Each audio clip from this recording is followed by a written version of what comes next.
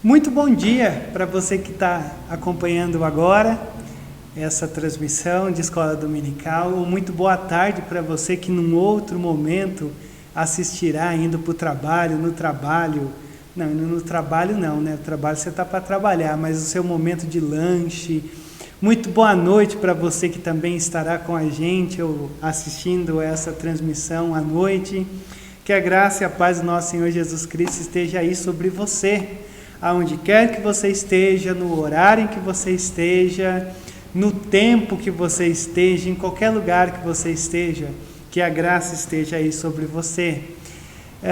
A gente está começando uma nova série a partir deste domingo. Estou aqui, vim aqui no nosso salão para a gente poder mudar um pouquinho as aparências, para não ficar tão naquela mesmice. E a gente já está andando ou caminhando para a reta final do nosso ano. E pensando nisso, eu quis trazer algumas reflexões e estudos durante esses finais de semana, os nossos últimos domingos, na verdade, com o título de Fechado para Balanço. Geralmente, o fechado para balanço, as firmas, as empresas fecham para ter um período de reavaliação, ver os débitos, os créditos, como foi, como faremos, como seremos, o que melhoraremos. E aí, dentro dessa perspectiva, eu quero pensar com você, a partir de hoje, fechado para balanço, mas para considerar como está a sua relação com Deus.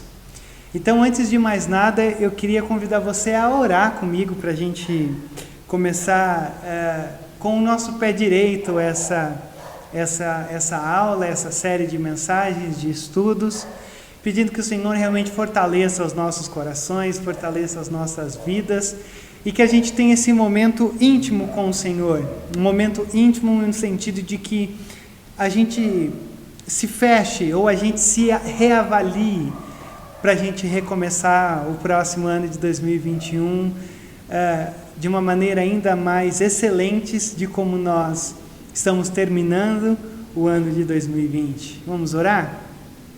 Pai, nós te louvamos por esse dia, eu te agradeço por cada um que está aqui comigo, te agradeço pela tua bondade, pela tua graça, te agradeço porque até aqui o Senhor tem nos abençoado com tantas bênçãos, tantas coisas e, Deus, nós somos agradecidos, mas a gente sempre pede ao Senhor para que os nossos corações também não sejam carregados por aquilo que nós temos, mas que a tua presença, quem tu és, a nossa relação contigo, sempre seja o maior alvo, o maior esplendor de quem nós somos, o maior desejo, os anseios, seja te conhecer ainda mais, de uma maneira que não tenhamos uma relação contigo como alguém que ouviu do Senhor, mas alguém que possa contemplar a tua beleza. Assim nós oramos, ó Pai, em nome santo de Jesus. Amém, Deus. Então nós estamos diante dessa série, Fechado para Balanço. E para pensar nessa série, pensar nesse título, nesse tema, nessa reflexão que carregaremos até o final do ano, eu quero usar um texto ou o livro de Malaquias. O profeta Malaquias é um profeta, o último profeta que você tem registrado em Jerusalém, como também é o último da nossa Bíblia, pelo menos do Antigo Testamento.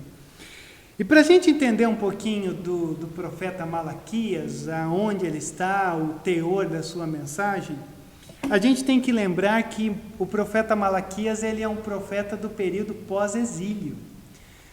Lembre-se você que Jerusalém estava exilada, os israelitas foram exilados pela Babilônia, e aí surge na história o Império Medo-Persa. O Império Medo-Persa, ele vence a Babilônia e automaticamente conquista a Babilônia, e automaticamente aqueles que se submetiam, que eram cativos da Babilônia, passaram a ser cativos do Império Medo-Persa. Só que o Império Medo-Persa, ele é interessante, porque quando a gente olha para a forma como eles exerciam o seu império, eles não eram claramente um império que impõe o poder, como a Babilônia, por exemplo. A Babilônia leva cativo Daniel, Sadraque, Mesaque, Abidnego. Só que o Império Medo-Persa era um império que permitiu com que alguns judeus, os israelitas cativos, pudessem retornar para sua terra para reconstruir a sua nação. E assim era cobrado, obviamente, né, porque eles eram uma nação que estava subjugada, mas aí eram cobrados os impostos, tudo aquilo que gira em torno da época de uma nação que foi cativa a outra.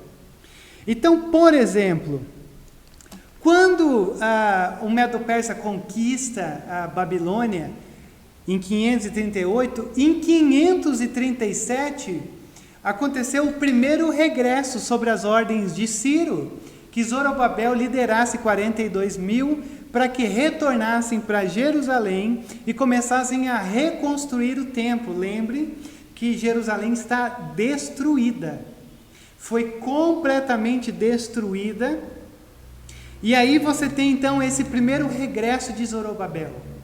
Num segundo momento você tem o segundo regresso, que é sobre o comando de Esdras, aonde em torno de 1.754 homens, fora mulheres e crianças, retornaram para Jerusalém. E você tem o terceiro regresso, que entra a história de Neemias, que foi enviado em missão para reconstruir os muros e fortificar a cidade de Jerusalém. Então, a gente tem 3 pontos importantes aqui: o primeiro regresso, o segundo regresso e o terceiro regresso, para a gente ter uma visão clara do que está acontecendo. Só que dentro desses períodos, você tem algumas coisas interessantes. Primeiro, que havia muitas profecias que diziam sobre um templo que ficava em Jerusalém, obviamente, maravilhoso. E quando Zorobabel volta com o povo, e o povo começa a reconstruir o templo, as casas, as cidades, começam a se reconstruir como uma nação, o povo fica completamente sem ânimo, desencorajado, porque o que eles estavam reconstruindo não chegava nem perto do que já era o templo passado. Era um montoado de escombros. E aí o que acontece? O Senhor levanta Ageu para que Ageu começasse a dizer palavras ao povo de ânimo e encorajamento. Da mesma forma que Zacarias, da mesma forma que alguns encaixam Joel, Obadias. E é dentro desse período que entra a nossa história do profeta Malaquias. Porque Malaquias foi alguém que foi levantado por Deus, porque o que acontece? A gente acha, eu digo a gente acha porque grande parte dos estudiosos concordam com isso, que o profeta Malaquias ele vem bem depois do templo já ter sido reconstruído, a cidade já ter tido a sua reconstrução para que se vivesse, a reconstrução dos muros, a fortificação de Jerusalém, porque os rituais dentro do templo já aconteciam, já havia o sistema sacerdotal sendo exercido dentro de Jerusalém. Mas o que acontece? Mais ou menos passou em torno de alguns anos, alguns dizem 100 anos, alguma coisa assim, que eles haviam regressado da Babilônia. E o que acontece? O povo começou a olhar para a realidade e o povo começou a ficar completamente desanimado, porque a expectativa era muito alta. Eles tinham uma expectativa de um tempo glorioso, de que eles seriam uma nação independente, e ainda eles estavam sob o domínio de uma outra nação. Eles imaginavam o tempo, eles imaginavam que estariam vivendo o período onde um Messias surgiria. O período de grande alegria, de júbilo, de salvação. Todas as promessas que haviam sido dadas no Antigo Testamento, achavam que era esse o momento. O grande problema é que quando eles começam a ter uma expectativa muito grande e uma realidade que não condiz com a expectativa, a pergunta é: como você se porta diante de uma expectativa alta e de uma realidade quase trágica. Como você vive diante da frustração? Como você vive quando a sua expectativa está muito aquém da sua realidade?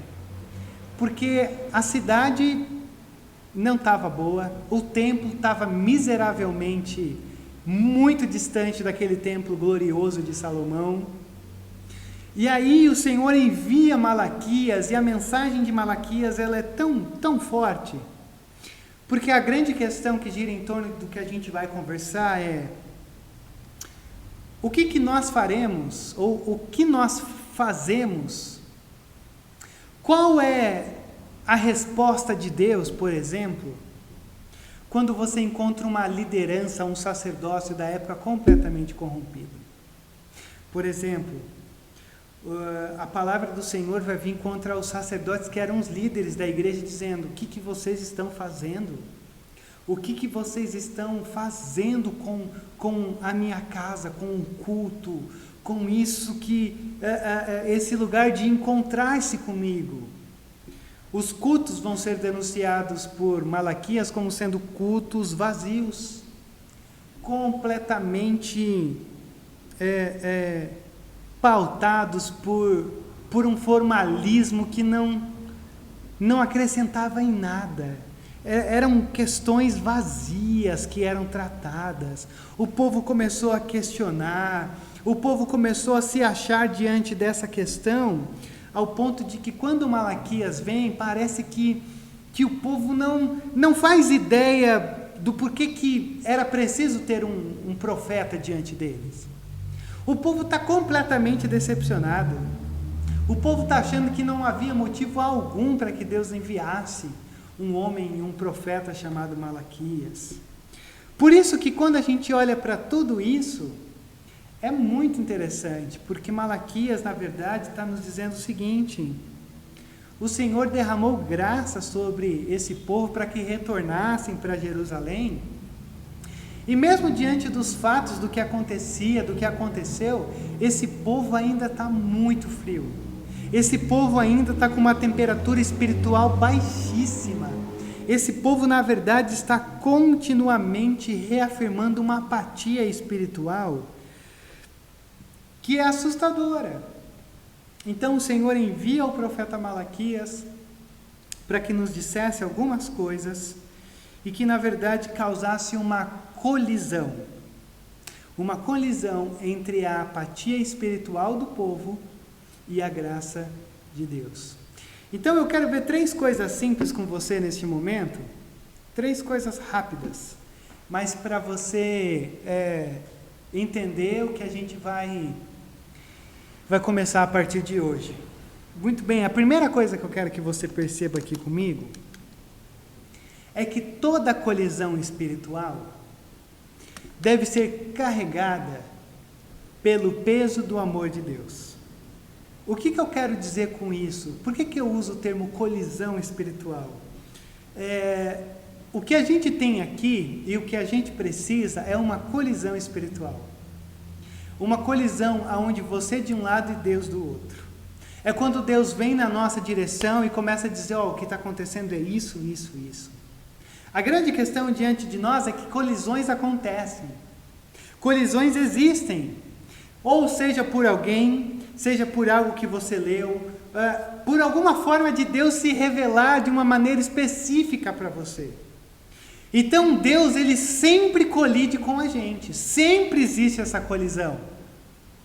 Agora, a grande questão que você tem que entender diante disso é que essas colisões sempre precisam ser carregadas pelo peso do amor de Deus.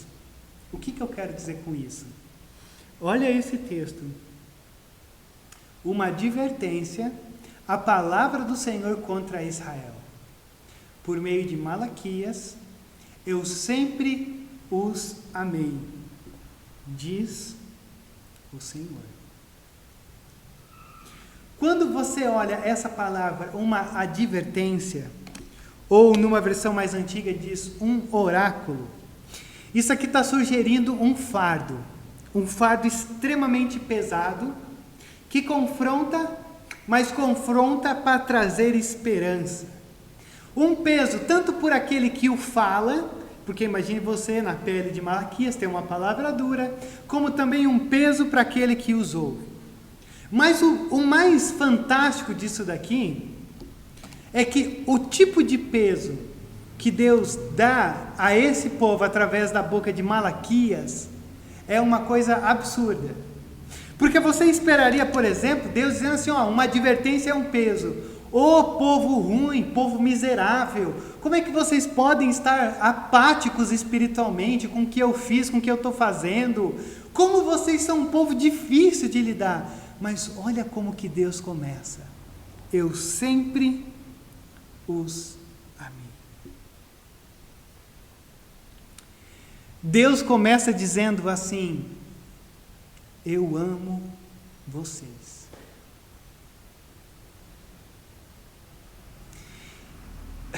E aqui eu já começo a perceber algumas coisas.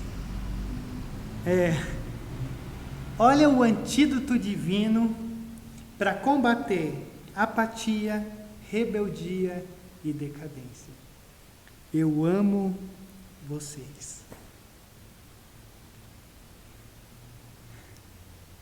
O amor de Cristo nos constrange, porque Deus nos ama mesmo nós sendo ainda pecadores. Só que existe uma coisa por trás disso daqui.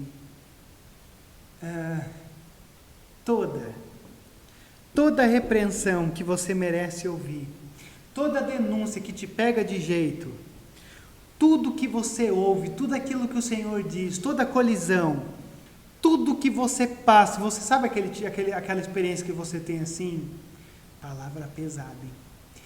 Tudo, toda palavra, toda colisão, toda denúncia, advertência, toda repreensão, sempre deve ser visto pelo filtro do amor de Deus. Sempre. Deus corrige a quem ama. Deus corrige, não porque Ele é um Deus egoísta que quer que você fique sempre olhando para Ele. Deus corrige porque nos ama. E mais do que isso, a menos que o amor de Deus tome conta da sua vida, não há esperança de uma possibilidade de mudança radical em quem você é. Se não for o amor de Deus o grande engenho para te conduzir a um despertamento espiritual, deixa eu dizer para você uma coisa, vai ser mera empolgação. Existe uma grande diferença entre empolgação e ânimo. Quando a gente lê a nossa Bíblia, o Senhor sempre nos carrega por uma mudança radical que vai gerando ânimo. Ânimo tem a ver com essa coisa de uma esperança que me carrega a continuar indo. E isso é muito diferente de empolgação. Porque geralmente empolgação é momentânea. Geralmente empolgação é passageiro. Então tudo na nossa vida gira em torno do amor de Deus. E aí quando eu penso isso, como líder da igreja, como a gente é campeão para conseguir ou tentar substituir a apatia das pessoas por zelo fervoroso. Só que o grande problema é que a gente muitas vezes começa a criar mecanismos para moldar uma suposta mudança que só o amor de Deus gira. Só o amor de Deus consegue girar esse engenho que te tira de uma condição de apatia e te coloca numa condição de zelo, de amor, de desejo, de estar envolvido com aquilo que o Senhor tem para a gente. E aí tem muitas vezes, a gente vai criando esses mecanismos para tentar trazer alguém de volta, para tentar fazer com que alguém se fortaleça, para tentar converter alguém. Mas o Senhor está nos falando uma coisa muito séria nesse momento. O amor de Deus é a primeira coisa que você precisa saber, mas também é a única coisa que você precisa saber para ouvir o que Ele vai dizer daqui para frente. A palavra vai ser dura, mas toda essa dureza está pautada no amor de Deus. Então você está entendendo porque eu digo que toda colisão espiritual deve ser carregada pelo peso do amor de Deus? O amor de Deus é um peso, não um peso ruim, é um peso que nos esmaga de constrangimento. Por quê? Olha isso daqui. O Senhor diz: eu sempre os amei. Mas vocês perguntam: de que maneira nos amaste? É tão bom ouvir: eu amo vocês. E é tão interessante você ver o povo olhar para o Senhor e dizer assim: como o Senhor nos amou? De que maneira o Senhor tem nos amado? Ora, Senhor, a gente esteve no exílio, agora estamos sob domínio persa. Ora, Senhor, somos fracos, empobrecidos, sofrendo. Que amor é esse? Senhor, de onde que o Senhor nos ama? Já se perguntou isso em alguns momentos da sua vida? A gente tem dificuldade de conseguir conciliar essas duas coisas: a experiência de vida e a declaração de Deus. Por quê? Eu te amo, mas Senhor, eu acho que se o Senhor me amasse, o Senhor não teria permitido aquele tipo de coisa. Senhor, se o Senhor nos amasse, eu tenho certeza que eu não me sentiria tão abandonado como muitas vezes eu me sinto. Senhor, se o Senhor nos amasse, eu tenho certeza que o Senhor não deixaria com que eu me sentisse muitas vezes esquecido, clamando por ajuda, preocupado, ansioso, sofrendo dores, com problemas. Senhor, de que maneira o Senhor tem nos amado? E se o Senhor nos ama, então nos prove que o Senhor nos ama. Porque diante dessas circunstâncias que a gente está vivendo, de verdade, eu não tenho reconhecido o teu amor. Já se sentiu nessa condição? O pastor prega, eu ouvi, eu sei, o Senhor me ama. Mas a vida real é diferente. A vida real, uma confissão de Deus muitas vezes não faz sentido quando a gente olha para a nossa vida. E a nossa pergunta é: como que o povo responde o amor de Deus? De que maneira nos amaste? E esse é um problema humano, nós sempre respondemos assim. Nós somos esse povo. A todo momento o Senhor mostra graça, amor, e a gente pergunta: mas de que maneira nos amaste? E como é que o Senhor responde a isso daí? Você vai ver que esse livro é um diálogo. E para mim, a própria resposta de Deus já mostra o jeito que Deus nos ama. Porque o povo dizendo que de maneira nos amasses, Deus poderia olhar para esse povo e dizer: então peraí, vocês viraram as costas para mim, vocês são um povo ruim, obstinado de coração, vocês se perderam, vocês são apáticos, vocês não se interessam mais por mim. Vão mandar fogo e acabar com tudo. Mas o que Deus faz? Deus diz assim: não era Esaú irmão de Jacó? Declara o Senhor. Todavia eu amei Jacó, mas rejeitei Esaú. Transformei as suas montanhas em terra devastada, e as terras de sua herança em morada de chacais no deserto. Deus é muito paciente. De que maneira nos amaste? Sendo muito paciente com você. Mas Ele permite, deixa com que muitas coisas, sim. Mas ainda assim, vamos ser sinceros, a nossa vida era para ser muito pior do que é.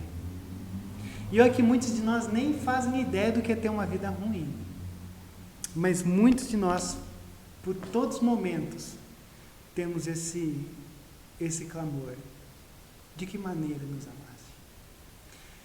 E aí a segunda coisa que eu quero que você veja aqui comigo é que toda colisão espiritual deve ser sustentada pelo fato de que não fomos nós que o escolhemos, mas Deus nos escolheu.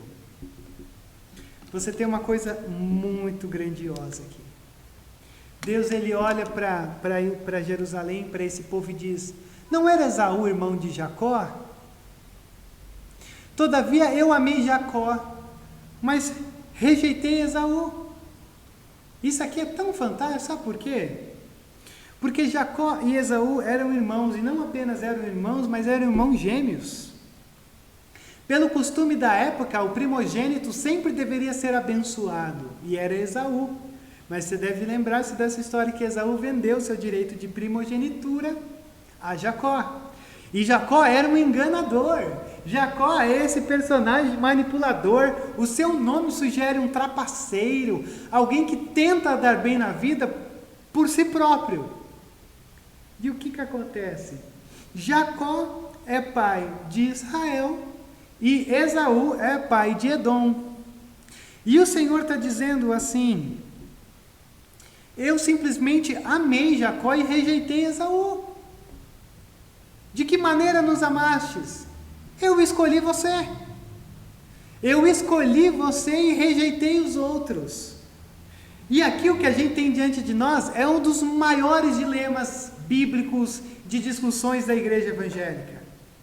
O simples fato da capacidade de Deus eleger e deixar. Deus escolhe alguns e deixa outros.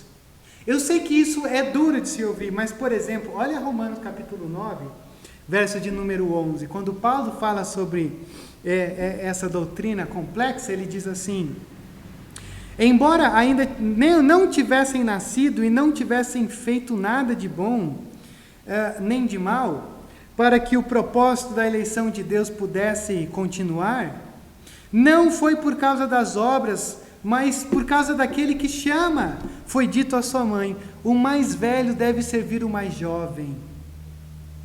Como está escrito: amei Jacó e odiei Esaú. Antes deles nascerem, nenhum tinha feito mal ou bem, mas antes deles nascerem, Deus já havia determinado, escolhido, chamado. Olha Deuteronômio capítulo 7, 6 e 8, ouça. Quando Deus faz o mesmo com o povo de Israel, por exemplo, o Senhor teu Deus te escolheu para ser um povo por sua preciosa possessão, dentre todos os povos que estão na face da terra. Não foi porque você era mais numeroso do que qualquer outra pessoa que o Senhor colocou o seu amor sobre você e o escolheu, pois você era o menor de todos os povos. Mas é porque o Senhor te ama. Então, não olhe para essa doutrina, se você é alguém que gosta de questionar e perguntar, não questione essa doutrina, porque essa doutrina não serve para você ser um questionador, um teólogo chato ou alguém fatalista. Essa doutrina serve para gerar vida. Vida em que sentido? Deus te ama, porque te ama. Você não fez nada para merecer o amor de Deus. Olha o que Paulo diz no capítulo 1, verso 3 e 4 de Efésios.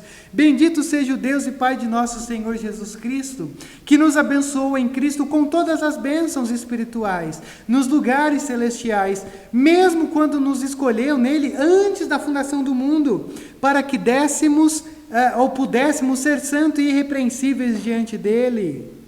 Em amor ele nos predestinou para adoção, como filhos por meio de Jesus Cristo, de acordo com o propósito de sua vontade, para o louvor de sua gloriosa graça. Como que isso tudo se desdobra na minha vida?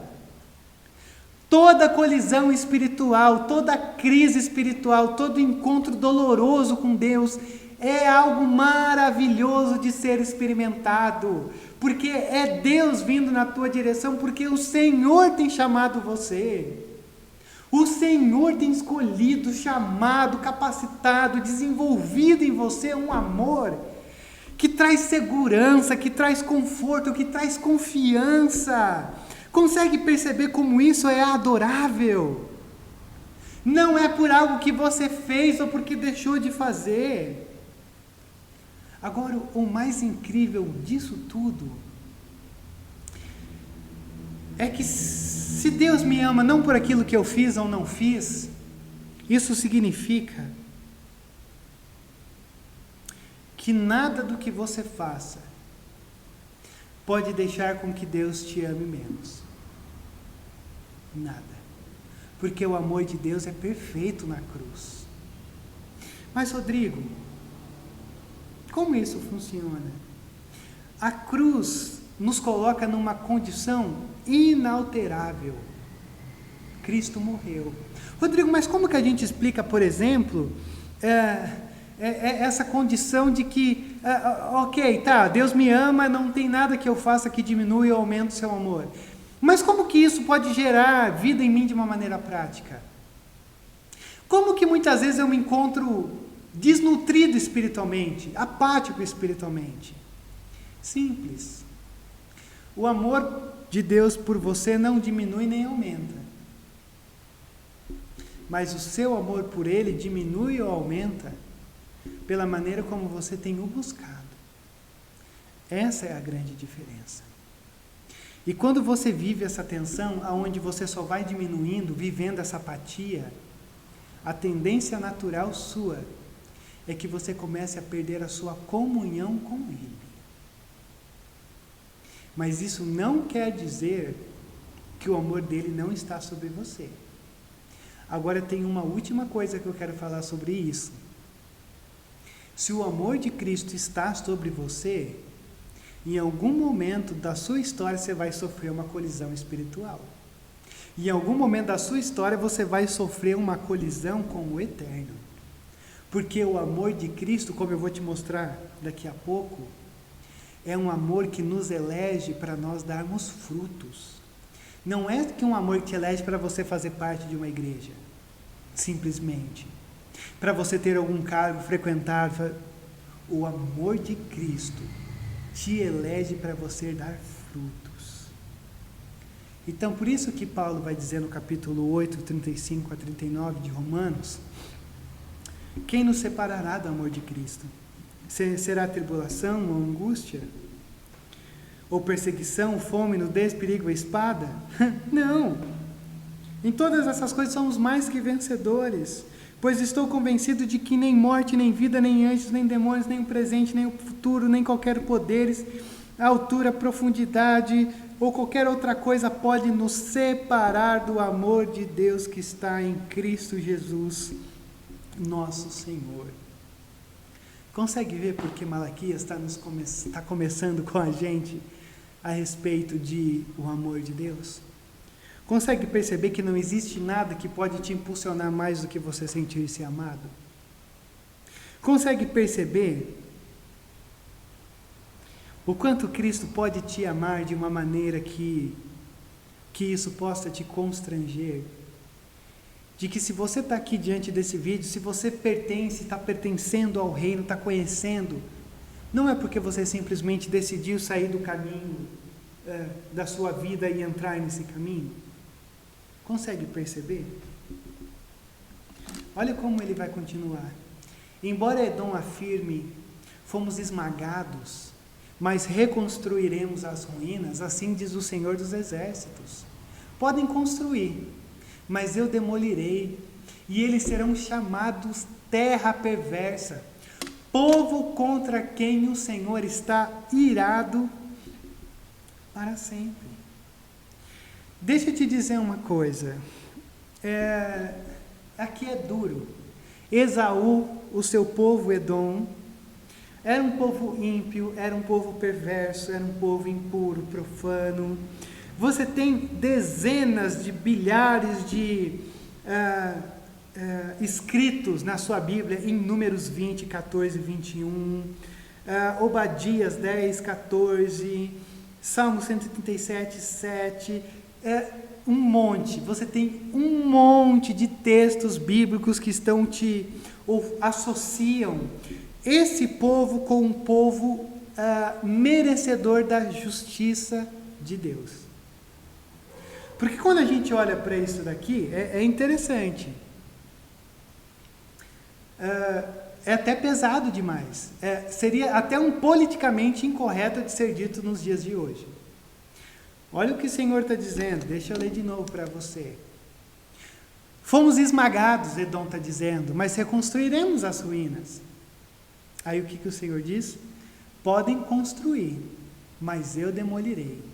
E eles serão chamados terra perversa, povo contra quem o Senhor está airado para sempre. Rodrigo, é forte? Sim, é forte. Mas por que é forte? Porque o Senhor está dizendo assim, Edom é profano. Edom faz tudo de errado. Israel também tem profanado.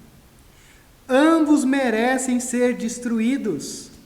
Ambos merecem ser alvos da justiça, da ira de Deus. A grande questão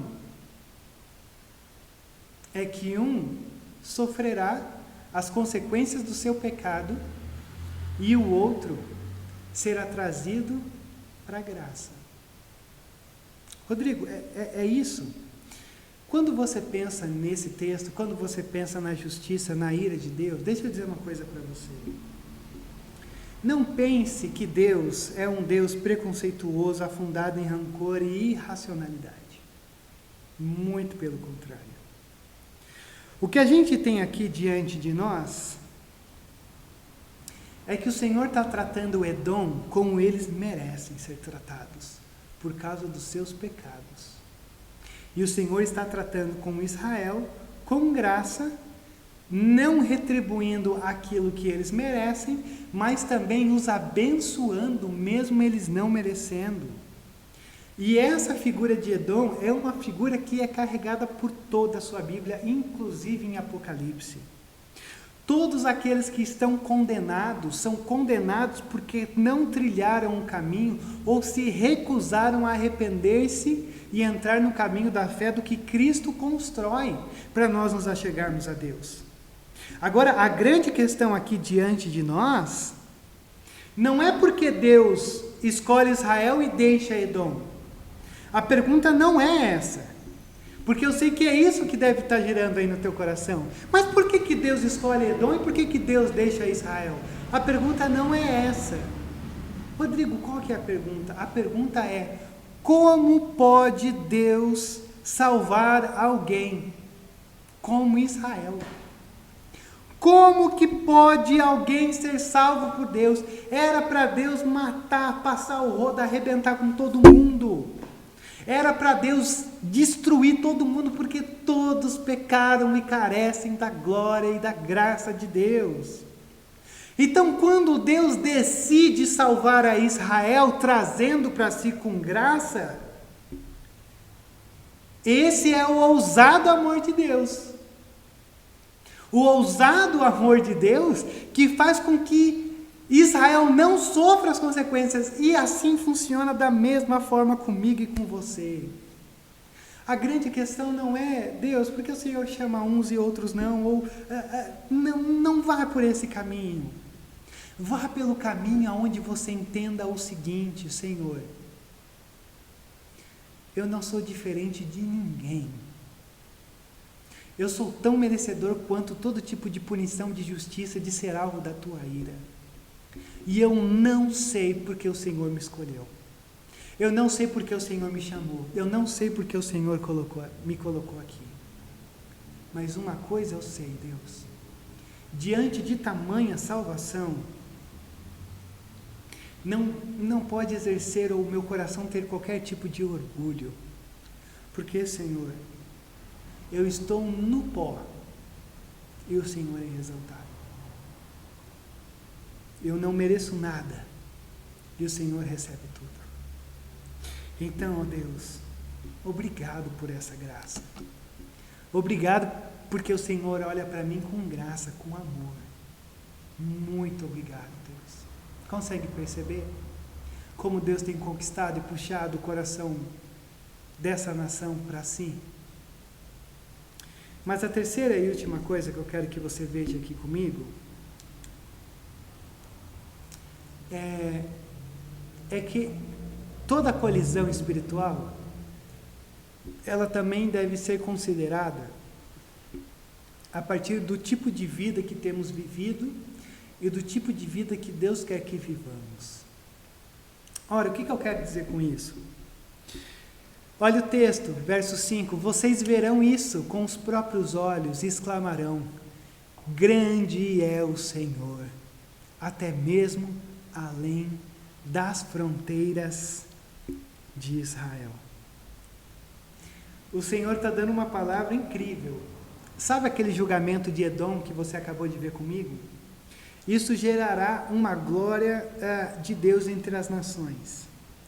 Só que a gente vai ver mais para frente no verso 11, que o Senhor ele vai dizer assim: do Oriente ao Ocidente, grande é o meu nome entre as nações. Toda parte o Senhor ou as nações acenderão incensos e trarão ofertas puras ao meu nome, porque grande é o meu nome entre as nações. Até aqui o Senhor tem dito sobre as outras nações com um tom de julgamento.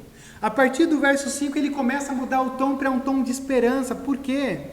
O Senhor está dizendo assim: mas olhe, ó outras nações rebeldes, se arrependam, reconheçam a mim, se arrependam dos seus pecados, passem a viver uma vida comigo, porque aí então eu trarei misericórdia sobre vocês.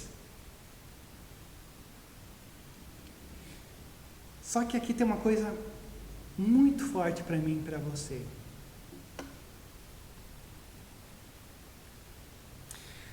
Porque o Deus da eleição, dessa doutrina, é o Deus também da missão. E quando o Senhor diz, grande é o Senhor, até mesmo além das fronteiras de Israel, o Senhor está dizendo assim, é verdade, eu escolhi Israel como meu povo, mas eu também escolhi o mundo inteiro como meu povo. Por isso que lá em Apocalipse vai ser dito que você tem gente de todos os povos, nações, línguas e culturas reunidos em louvor a Deus. Por que Malaquias está dizendo isso? Porque Malaquias está querendo mostrar para esse povo, ou Malaquias está despertando esse povo da sua apatia para lembrar que eles estão inseridos num propósito e numa missão dada por Deus. Que missão é essa? A missão da gente compreender, preste atenção nisso. A gente precisa aprender que quando nós ouvimos sobre essa doutrina eleição, ser eleito, não está simplesmente dizendo que você foi escolhido para a salvação. Muito pelo contrário. Embora a palavra salvação seja tão abrangente que não dá nem para ser traduzida. Mas a grande questão é que você foi eleito, chamado para a missão.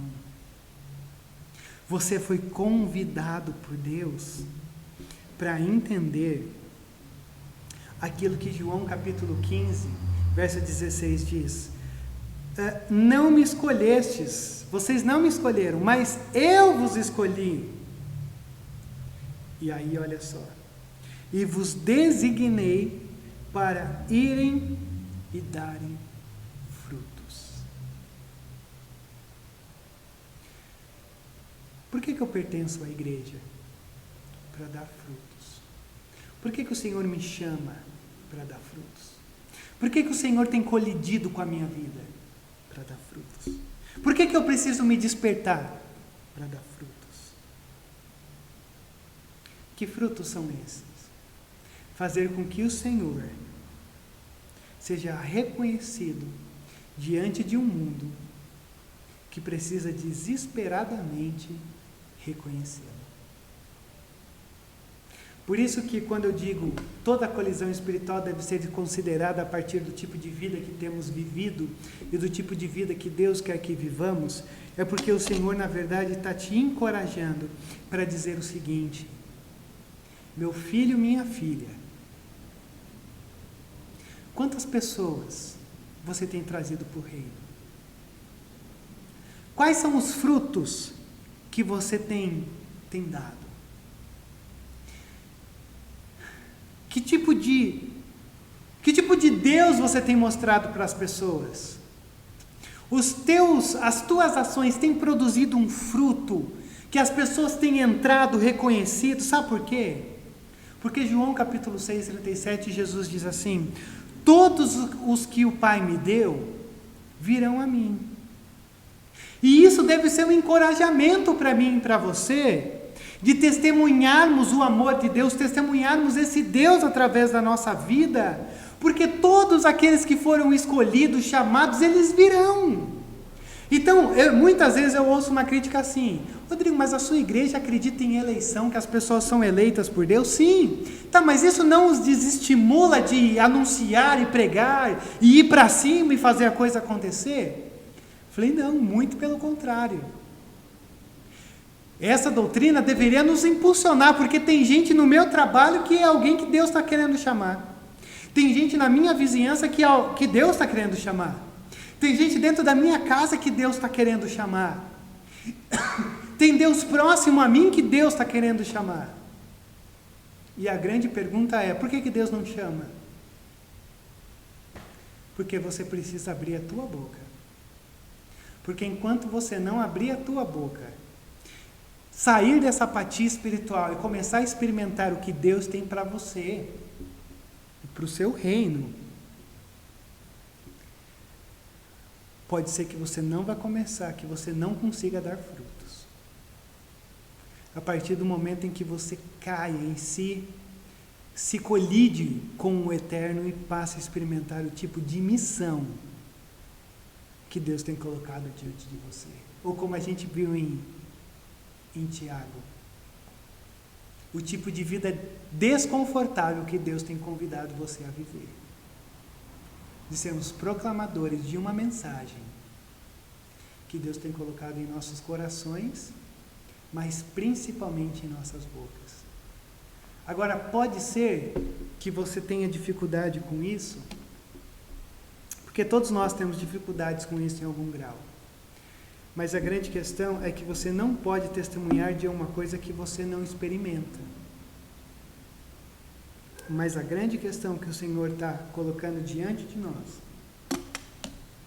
e que você precisa entender, é que a missão de Deus no mundo, ela não pode falhar. Porque Deus é um Deus missionário. Ele já escolheu aqueles que seriam salvos.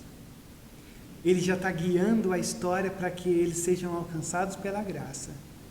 Mas a grande questão é que você e eu também precisamos entrar nesse barco, desse Missio Dei, desse Deus missionário, que está pronto a resgatar aqueles que vão além das fronteiras de Israel.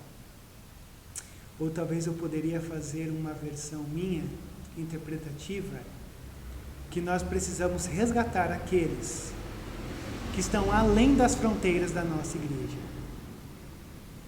E que o Senhor já tem nos convidado a entrar por esse caminho. Então eu quero pensar 3 coisas com você, para a gente fechar. Você tem experimentado colisões com o Eterno?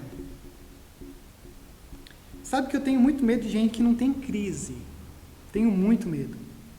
Gente que não sofre crise espiritual, gente que parece que é tão indiferente que eu fico me perguntando assim, mas, meu Deus, eu vejo o Senhor carregando um fardo para cá e para lá e se abatendo nas nossas vidas. Mas talvez o mais assustador seja a gente que nunca foi colidido pela graça, nunca foi colidido por esse chamado insuportável de Deus, esse peso do amor de Deus. E essa é uma pergunta muito sincera para você. Você tem experimentado colisões com o Eterno? A todo momento você e eu precisamos colidir com o Eterno. E a nossa oração talvez seja que Ele venha mais vezes na nossa direção, como Ele está vindo aqui diante de Israel. para que esse povo passe a ser mais aquilo que Ele quer que eles sejam. Mas diante das colisões, que eu sei que você já teve na sua vida, quais têm sido as suas bases? Porque quando você colide, você tem duas formas de usar essa colisão.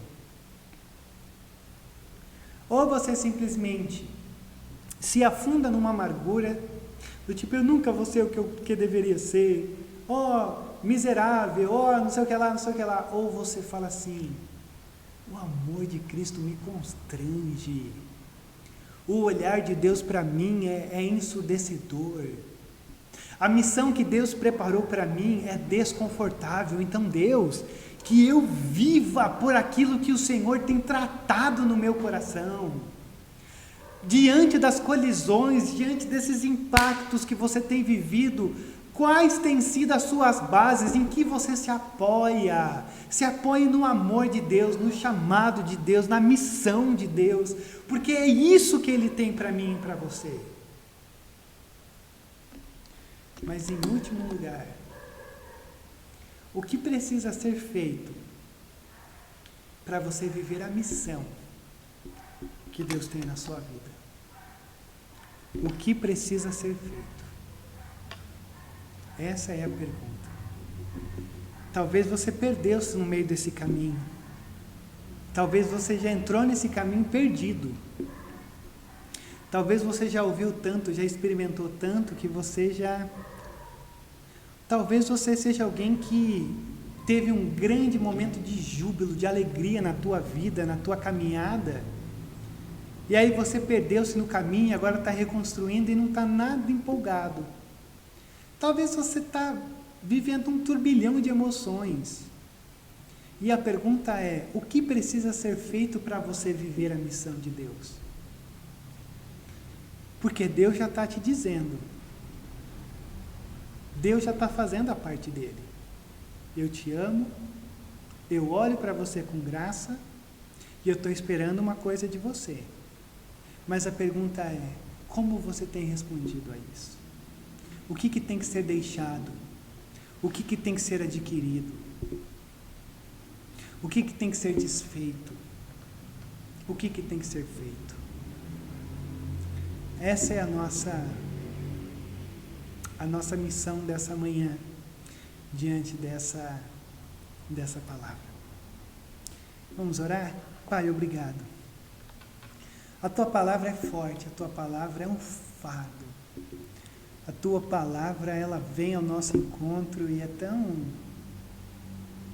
tão surreal que há tanto tempo pessoas experimentaram, viveram, foram chamadas a viver um relacionamento contigo. E nós olhamos hoje essa mesma palavra e ela é tão atual, tão necessária, mas ao mesmo tempo, Pai, é tão distante. E assim a gente ora e te pede, Deus, que verdadeiramente a gente se encontre nela. Que essa palavra venha de encontro aos nossos corações. Que o Teu amor seja evidenciado, que o Teu chamado seja evidenciado, que a missão das nossas vidas sempre seja evidenciada. Assim nós oramos, ó Pai, agradecidos por cada um e te pedindo sempre a Tua bênção sobre a nossa apatia espiritual, que em algum grau nós temos experimentado. Assim nós oramos, ó Pai, no nome santo de Cristo. Amém, Deus. Amém. Quero agradecer você que esteve aqui com a gente, o pessoal que está aí. Deus te abençoe. E à noite nos encontraremos aqui novamente para juntos estarmos diante do Senhor.